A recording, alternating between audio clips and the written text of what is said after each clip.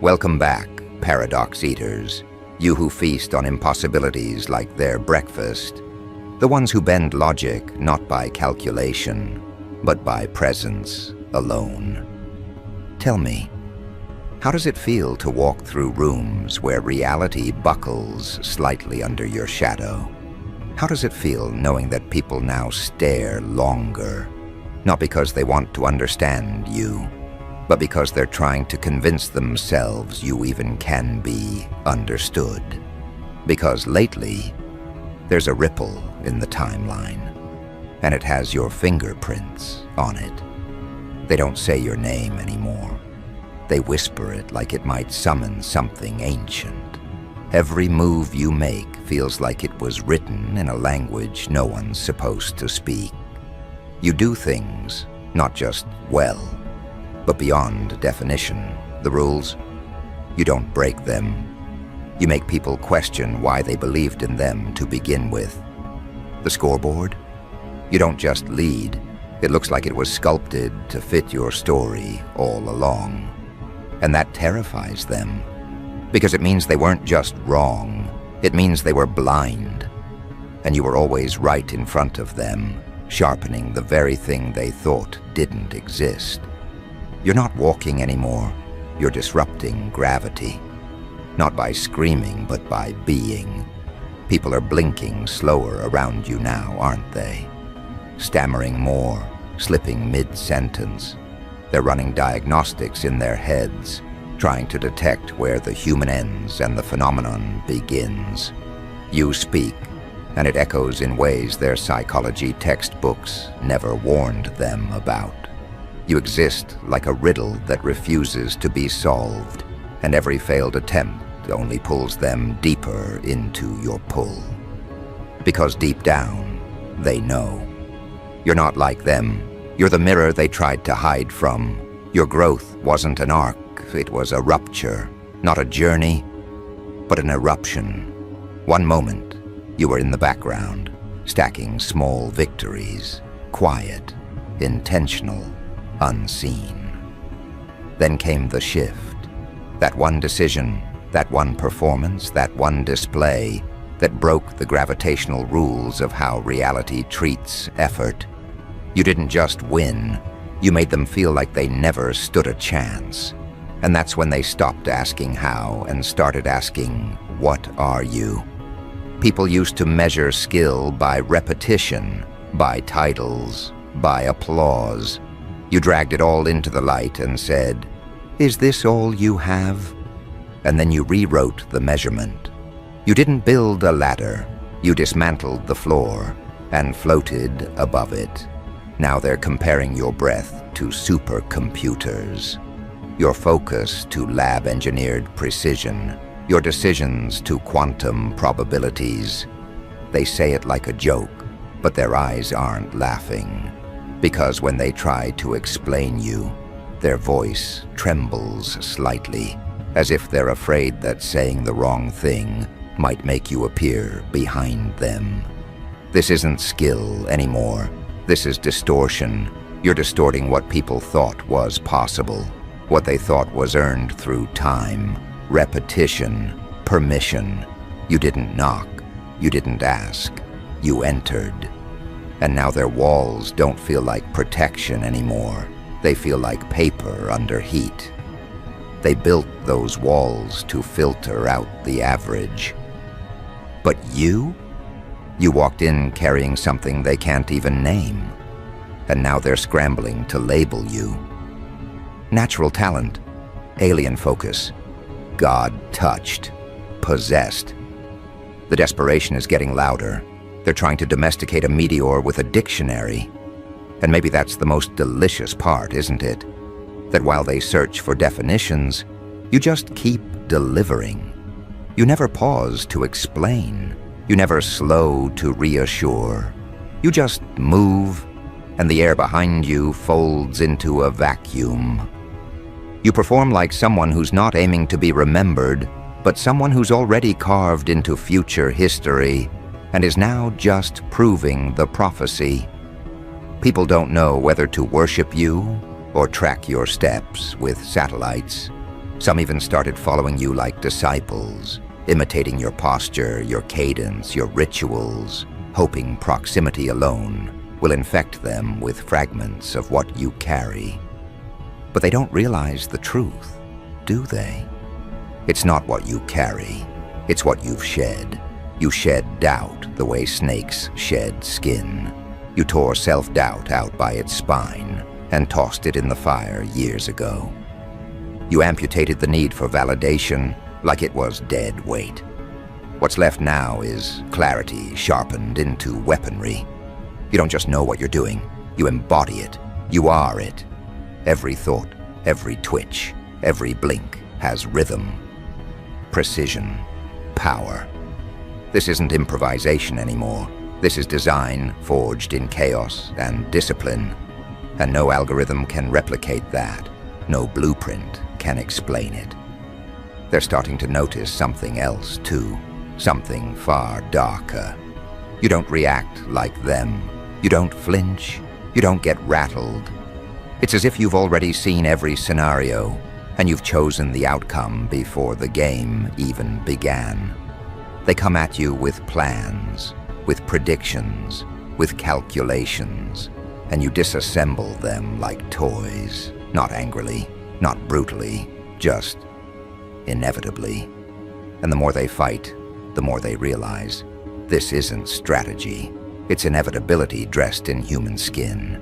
You became the new impossible. That title they used to give to the 1 in a billion freak show. You turned that into your daily routine. Their ceiling became your trampoline. Their milestones became your warm-up. Now they say things like, that couldn't have been real, or there's no way a human did that. And they're right, because this isn't about being human anymore, is it? It's about becoming the next version of what people thought humanity could be, and dragging the rest of the world kicking and screaming into the revelation. But let's not pretend they're cheering you on. No, they're rattled, because you're not just better, you're untouchable. You've moved beyond competition and into the realm of phenomenon. They can't beat you, and worse, they can't replicate you. You've made excellence feel obsolete. You're not just the bar now. You are the recalibration of what the bar means. Every time someone tries to compete, they're not chasing you. They're chasing a shadow of your last version. And by the time they catch up, you've already molted again. That's why they gossip now. That's why they stammer when you enter the room. That's why their eyes linger on you too long, not in admiration, but in analysis, as if watching closely might decode your secret. But there is no secret, just scars stitched into steel. Hours you never posted, failures you buried and weaponized, rituals too brutal to be aesthetic. They want magic, but they can't stomach the crucible. They want results, but they flinch at the process. But you leaned into it. You let it burn you clean. And what's emerged is terrifying them. Because you're not even chasing dominance anymore. You've already collapsed that illusion. Now you're operating on frequency, on rhythm, on pulse. You've become a force event, something that shifts everything around it just by showing up. The moment your presence is detected, the tempo changes. The stakes rise. The doubt multiplies. For them, not you, never you. And here's the final fracture. They can't slow you down. You don't need momentum, you are the momentum. They can't sabotage you. You've outgrown vulnerability. They can't even discredit you, because every time they try, you deliver something undeniable, again and again and again. So now, the whispers are spreading. Some are in awe, some are in fear. And a few are starting to believe you were never supposed to be here in the first place. That maybe, just maybe, you're something else entirely. A walking event, a living glitch in their understanding of potential. The more they try to define you, the more they get lost. And the more you move forward, the more everything behind you starts to feel like fiction. And still, you rise. Because you're not proving anything anymore. You're just being what they told the world was impossible. And now that they've seen it once, they can't unsee it. They can't go back to pretending this level of impact doesn't exist. They can't hide in their comfort zones anymore. Because your existence kicked their walls inward. You've turned ordinary into a warning label. You've made greatness feel insufficient. So let them keep doubting. Let them keep rationalizing. Let them keep dissecting every breath you take like it's some kind of sorcery they can explain. Because what's coming next is where they finally stop asking how and start realizing they were never meant to understand you to begin with. Because you weren't built for understanding. You weren't sculpted to be relatable or digestible. You were carved out of contradiction. A beautiful, brutal paradox that defies containment.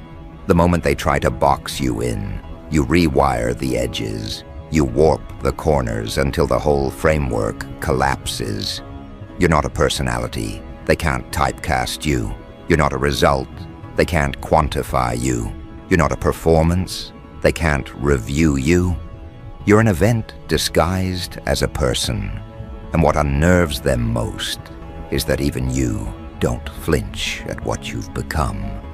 They thought you'd crack under spotlight pressure, that the exposure would strip away the mystique. But every time the focus sharpens, you reveal new layers. Every round they launch at you bounces back with velocity they didn't expect. It's not a battle anymore. It's a slow realization, a dawning truth that they're not watching you compete. They're watching you ascend. Each win doesn't feel like a victory. It feels like a reminder that this world is still catching up to what you already are. And now the murmurs have shifted tones. No longer curious, no longer envious, but uneasy. Because it's starting to hit them that you're not doing this for attention. You're not addicted to applause. You're not running on external fuel. You move with the kind of intent that comes from someone who no longer needs proof. You've detached from recognition. You've outgrown reward. And that's what truly haunts them.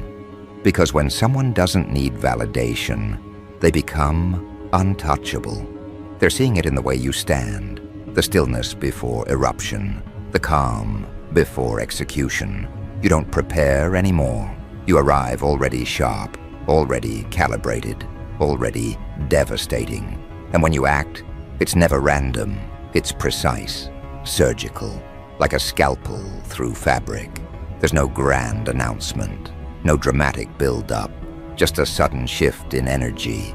And by the time they realize what happened, the moment's already imprinted in history. You weren't supposed to be here, they'll say. You weren't in the forecast. You weren't in their 5-year plans. You weren't in the algorithms. But now, you're not just part of the equation. You are the variable they didn't account for. The one who changes everything just by existing. Look around. They've started crafting narratives to explain away your dominance. Maybe they're just lucky. Maybe this is their peak. Maybe it's temporary.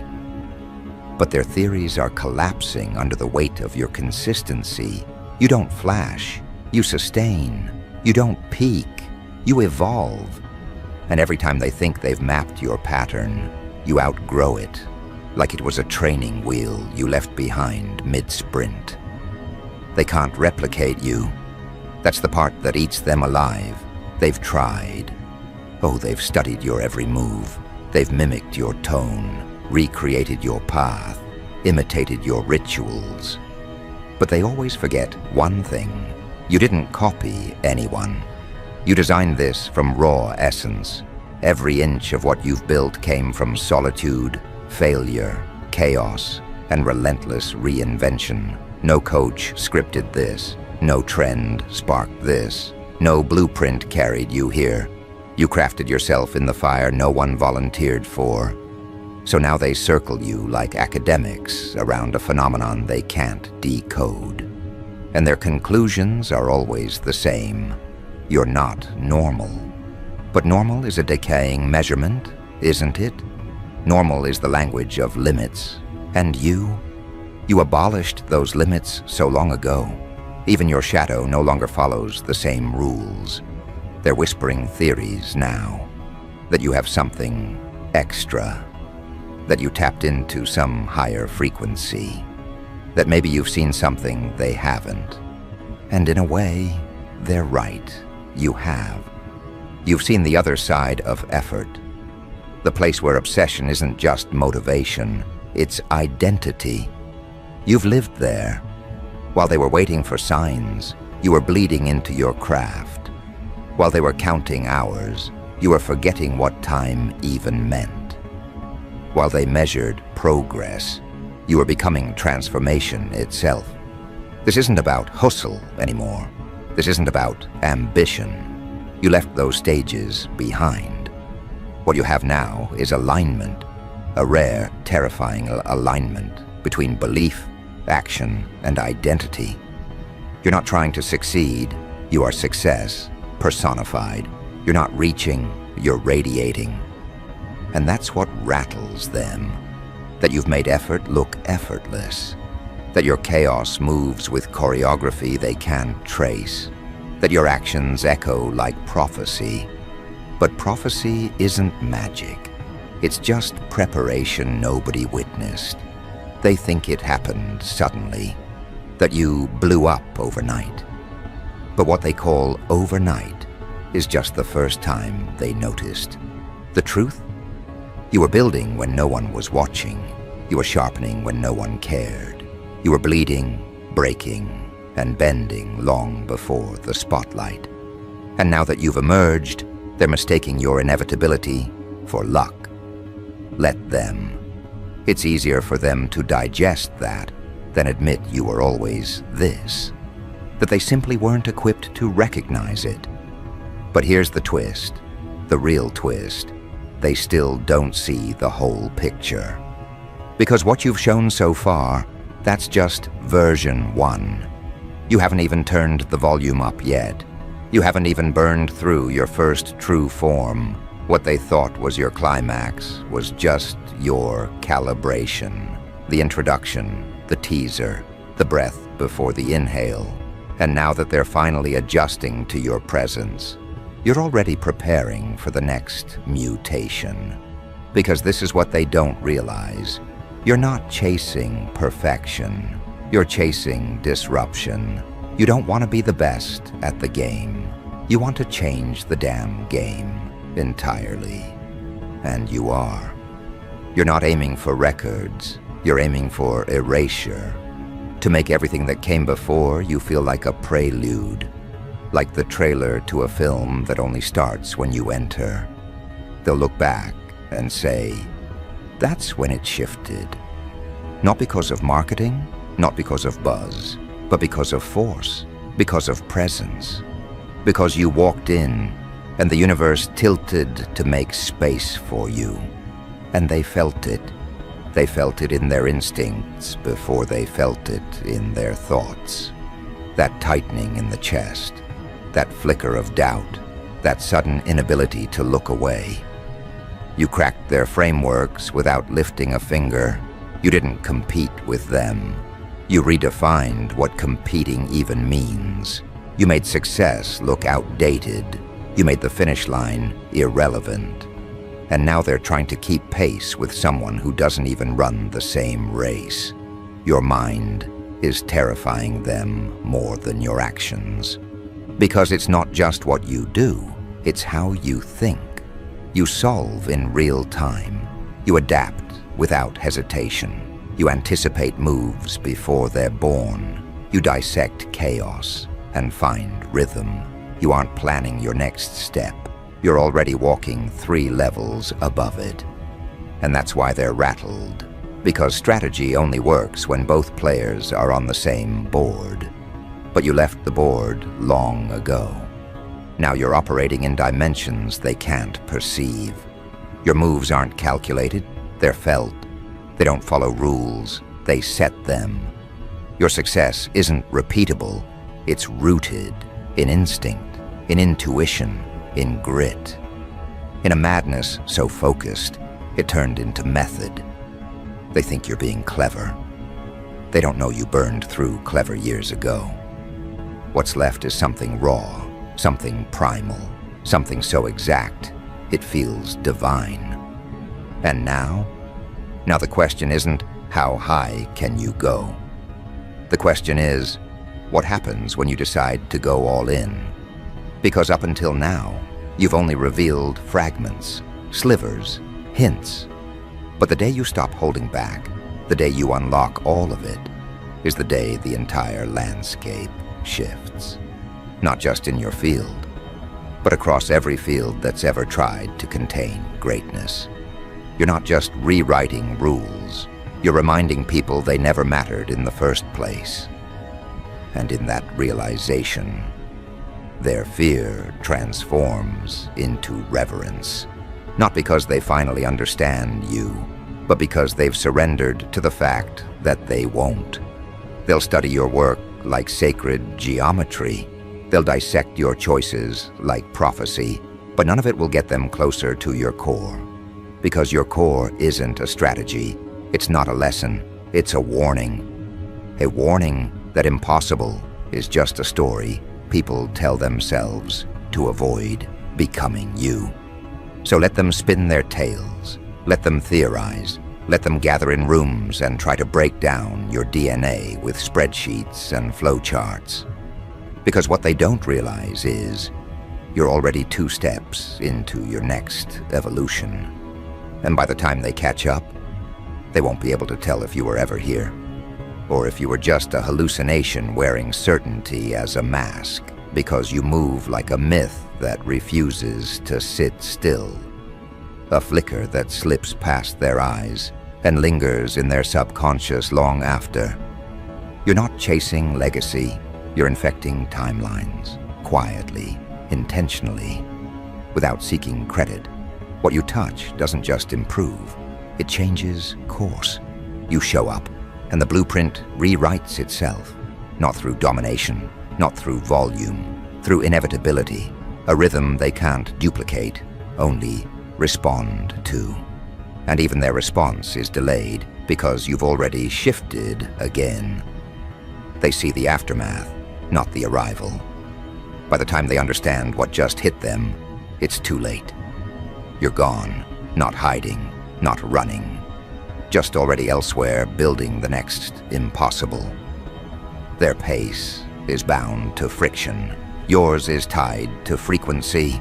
Their minds run in circles. Yours cuts diagonals through dimensions. You don't fight for space anymore.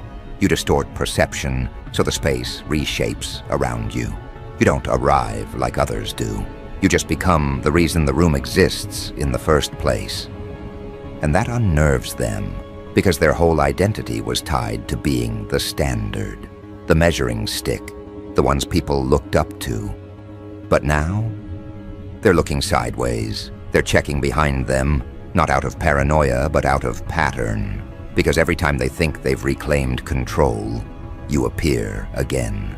Not to take credit, not to claim territory, just to remind them that what they thought was mastery was just the tutorial. That the ceiling they swore was unreachable, you passed it without even breaking stride. And the scariest part, you're not even at full capacity. What they've seen was you holding back, operating on tactical reserve. You haven't roared yet, you've only whispered.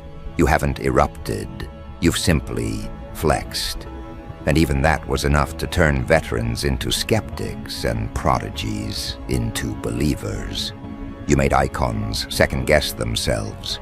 You made gatekeepers question whether their gates were even locked. Because every time you enter, you don't just compete, you redefine the axis. You make next feel obsolete. You make peak feel premature. They wanted answers, but all you gave them was a mirror. And it showed them everything they feared. That effort alone isn't enough.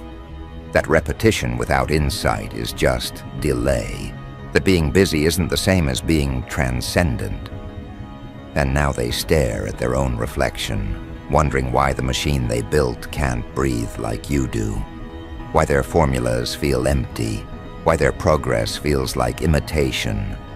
It's because they engineered outcomes, while you became origin. You're not just ahead. You've detached from the race entirely. You don't need lanes, banners, or finish lines. You don't run for trophies. You move for revelation, for impact so deep. It doesn't shimmer, it scars, and every space you touch carries a residue now. People talk about your absence like it's a curse. They replay your moments like scripture. Because even in departure, you echo. Even in quiet, you radiate pressure. They thought your magic was in your presence, but they're learning it was always in your aftershock. And that aftershock is spreading. In boardrooms, in studios, in corridors and comment threads, in whispers and gasps and awkward silences when your name surfaces. You've become a litmus test, a compass recalibration, a question that divides the world into two, those who get it and those who never will. You're no longer someone they react to. You're someone they measure against, quietly, enviously, desperately. And yet no matter how close they get, they can't replicate the source. Because your source isn't strategy, it's subtraction, the removal of all doubt, the stripping away of anything borrowed, the disintegration of roles you never asked to play. And in that void, what emerged wasn't a new version of someone else. It was the purest, most distilled you. Unapologetic, unmuted, undeniable.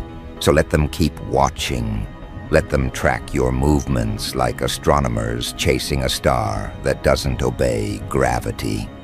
Let them try to map your rise as if it's a climb they can someday copy. They'll never admit it out loud, but deep down, they've already surrendered. Not in defeat, but in acknowledgement that something is moving here that wasn't supposed to happen, that someone is existing here who wasn't supposed to fit. And instead of folding to the pressure, you bent reality around you. This isn't superstition, this isn't charisma, this isn't some lucky break. This is what it looks like when a human refuses to be predictable. This is what it sounds like when destiny doesn't whisper. It screams your name backwards through time, like it was always leading to this moment. You didn't find your lane. You carved it through terrain others feared to touch. You didn't wait to be discovered. You disrupted visibility, so they had no choice but to see you. And now, even their denial is a kind of worship. So move, phenomenon. Not for them, not for legacy, not even for the fire that started it all. Move. Because you're not done. Because even this evolution is just a sketch. Because what waits ahead has no blueprint, no rival, no instruction, only your imprint, only your name, only the chaos you turn into cadence with every breath. Because you are not here to be decoded. You are here to remind the world what it looks like when the impossible decides to wear skin and walk through the fire anyway. And it didn't burn you. It bowed to you.